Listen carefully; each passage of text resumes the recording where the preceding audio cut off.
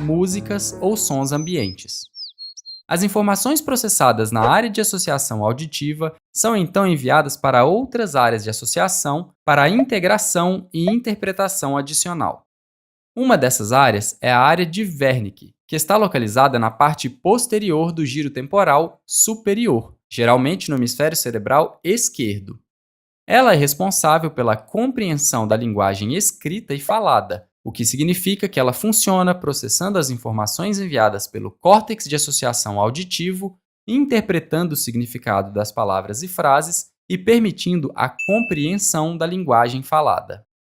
O restante do lobo temporal é formado por áreas de associação não auditivas, como a área de associação límbica, localizada ao longo da parte anterior e ventral do lobo temporal, se estendendo à parte dos lobos frontal e límbico. Ela serve para dar contexto emocional a impulsos sensitivos, função relacionada à memória e à aprendizagem. Por exemplo, quando você está com fome, é um alívio ver comida na geladeira, e essa é a resposta emocional que te ajuda a entender que esse é um bom lugar para encontrar comida da próxima vez que estiver com fome. Agora é hora de explorar o lobo parietal. Ele se estende anteriormente do sulco central, que o separa do lobo frontal, até o sulco parieto-occipital posteriormente, marcando sua fronteira com o lobo occipital. O sulco lateral forma seu limite inferior, separando-o da parte anterior do lobo temporal. Um sulco intraparietal cursa a partir do sulco pós-central em direção ao polo occipital, dividindo a parte lateral do lobo parietal nos lóbulos parietais superior e inferior.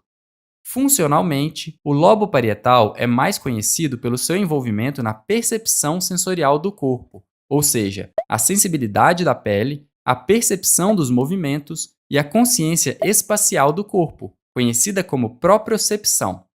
Além disso, esse lobo participa da percepção das sensações dos órgãos internos.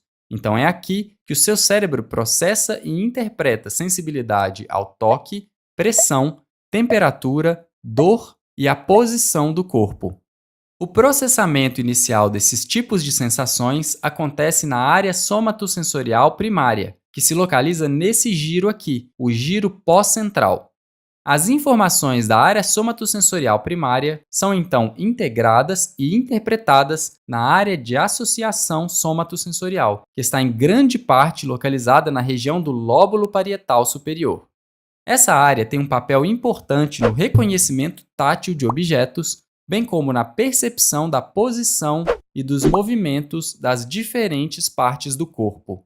O lóbulo parietal inferior, por outro lado, contribui para a formação de uma grande e complexa área de associação de alta ordem, conhecida como área de associação posterior. Essa área está envolvida em uma longa lista de funções neurológicas complexas e possui um papel fundamental na integração e combinação de informações auditivas, visuais e somatosensoriais. É aqui que nós obtemos uma compreensão mais profunda e damos contexto para a linguagem. Percebemos sinais sociais e interpretamos a linguagem corporal. Também é aqui que ocorrem o processamento e as operações numéricas. E essas são só algumas das muitas funções dessa área.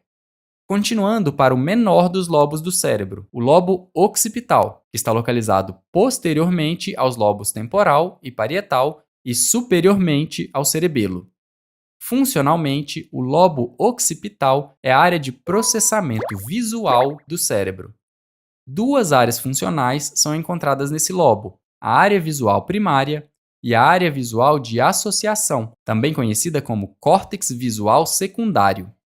A área visual primária está localizada de cada lado do sulco calcarino, na superfície medial do lobo occipital e se estende ao polo occipital. Ela atua recebendo impulsos visuais dos olhos e, portanto, assim como as outras áreas sensoriais primárias, é a primeira a receber estímulos visuais vindo das células receptoras fotossensíveis da retina.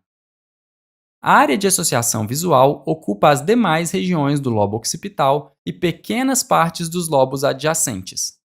Essa região atua na interpretação de atributos visuais como cor, forma e movimentos de objetos, e na percepção de profundidade. O penúltimo lobo da nossa lista de hoje é a ínsula. Esse lobo está escondido no assoalho do sulco lateral, coberto por partes dos lobos frontal, parietal e temporal, que em conjunto são conhecidas como opérculo. Quando o sulco lateral é aberto e a ínsula é exposta, podemos ver um sulco central que divide a ínsula em uma parte anterior, formada por giros curtos, e uma parte posterior, formada por um único giro longo. Funcionalmente, a ínsula não é tão bem compreendida como as outras regiões do cérebro. Entretanto, acredita-se que ela abrigue a área gustativa primária, além de servir como centro para a interocepção, que é o processo de tomar consciência das condições fisiológicas do corpo. Por exemplo, ela contribui para a percepção da fome, sede e da necessidade urgente de ir ao banheiro. Ela integra ainda estados emocionais e sensações físicas. Por exemplo, a ínsula participa do componente instintivo na tomada de decisões e nas sensações físicas relacionadas à empatia e à compaixão. O último lobo da nossa lista é o lobo límbico. O lobo límbico possui um formato arqueado e se refere a um grupo de estruturas anatômicas encontradas ao longo das superfícies mediais dos lobos cerebrais ao redor do corpo caloso. Funcionalmente, o lobo límbico realiza um conjunto de funções diversas que estão relacionadas de alguma forma com as emoções, a memória e o comportamento. Essa é uma das regiões que participa da resposta de luta ou fuga e que também deixa seu coração acelerado em um momento de profunda paixão. Ela também é a parte do nosso cérebro que abriga o córtex olfatório, o que explica por que alguns cheiros podem trazer vívidas memórias ou emoções. E assim, acabamos de explorar o córtex cerebral, que, como dissemos, representa a substância cinzenta superficial do cérebro. Mas não podemos nos esquecer que o cérebro contém também várias estruturas profundas de substância cinzenta. Vamos dar uma olhada. As principais estruturas de substância cinzenta do cérebro são conhecidas como núcleos da base. Eles são encontrados profundamente na substância branca de cada hemisfério cerebral e são formados de 3 componentes principais. O núcleo caudado, que é a estrutura de substância cinzenta em forma da letra C, visto aqui, o putamen e o globo pálido. Os núcleos da base possuem um papel fundamental na modulação e na regulação de movimentos voluntários. São eles que fazem sua dança ter movimentos rítmicos e harmônicos. Eles também estão envolvidos na aprendizagem de habilidades motoras, ajudando a transformar movimentos difíceis e complexos em tarefas que realizamos sem nem precisar pensar. Eles participam ainda dos processos cognitivos que ajudam a determinar as respostas motoras apropriadas, dependendo dos objetivos e percepções sensoriais. Agora que exploramos quase todo o cérebro, vamos finalizar com uma breve discussão sobre a substância branca cerebral. A substância branca do cérebro é formada por axônios de neurônios originados em diferentes áreas. Você pode ou não saber disso, mas todos os neurônios do cérebro, independente das suas funções, são interneurônios. Isso quer dizer que eles só se comunicam com outros neurônios. Há 2 tipos de interneurônios, os de axônio curto, ou interneurônios locais, encontrados principalmente na substância cinzenta, formando circuitos com neurônios vizinhos na mesma região, e os de axônio longo, ou interneurônios de transmissão, que são aqueles que se estendem de uma região de substância cinzenta a outra. São os axônios desses neurônios que formam a substância branca. A maioria desses axônios é revestido por uma bainha adiposa chamada bainha de mielina, e é ela que dá à substância branca a sua coloração. Enquanto a substância cinzenta facilita o processamento de informações, a substância branca tem a importante função de permitir a transmissão e a integração de informações. Há 3 tipos de fibras que formam a substância branca do cérebro.